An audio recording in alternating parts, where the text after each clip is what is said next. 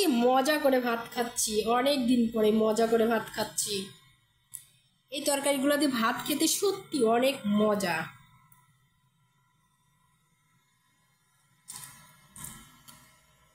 মাছ মাংস থেকে এই তরকারিগুলো দিয়ে ভাত খেতে সত্যি আমার ভীষণ ভালো লাগে। কি দিয়ে খাচ্ছি হয়তো তোমরা বলবে কি দিয়ে খাচ্ছ আপু। এই দেখো, আলু করলে দিয়ে ভাজি করছি, এখানে শাক ভর্তা, গরম গরম শাক ভর্তা, আর এই যে ডাউলের বড়া। যে কোনো ডাউলের বড়া গরম ভাতে কিন্তু দারুণ মজা।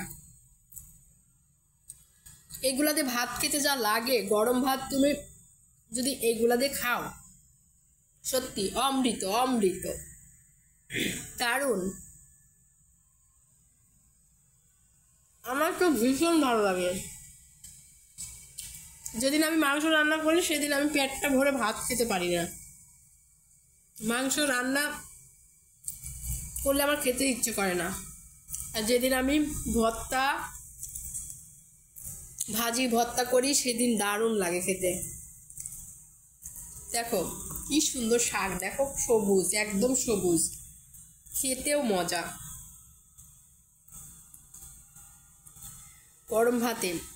গরম ভাতে ছোটবেলার কথা মনে আছে আমার, মা যখন শাক ভর্তা করতো গরম গরম পেট ভরে ভাত খেতাম।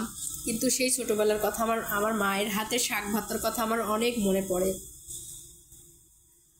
যখন এই শাকগুলা ভর্তা করি তখন আমার মায়ের কথা মনে পড়ে।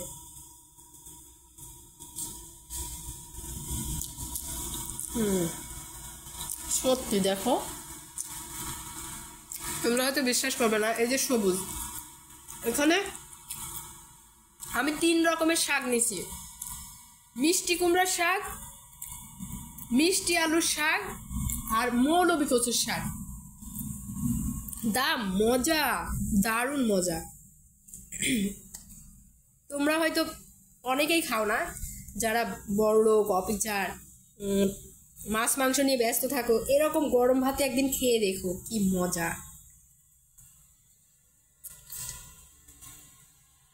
আর দেখো ডাউলের বড়া,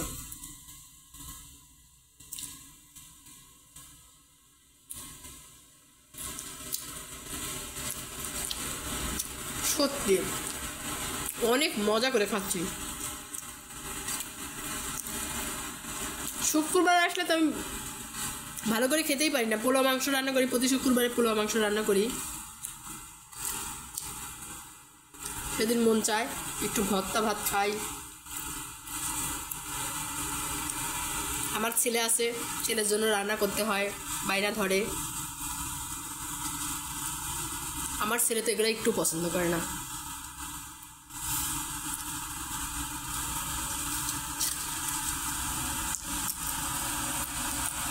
আমি খাই, আমার শাশুড়ি খায়, আমার শাশুড়ি পছন্দ করে গরম ভাতে শাক ভাজি ভর্তা।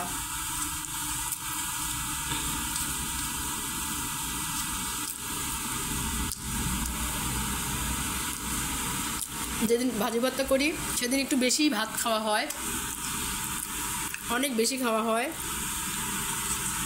এই জন্য বেশি ভাজি ভর্তা ভাত করি না, কেননা ভাজি ভর্তা করলে বেশি ভাত খাওয়া হয়। আর আমি তো বেশি ভাত খাই না, ডায়েট করি, সকালে খাই না, রাত্রেও খাই না, শুধু দুপুরে একটু ভাত খাই। ভাজি ভর্তা করলে সেদিন আমার 2 বার করে খাওয়া হয়ে যায়। তো অনেক বক বক করলাম খাওয়ার সময়। তোমরা সবাই ভালো থেকো, সুস্থ থেকো।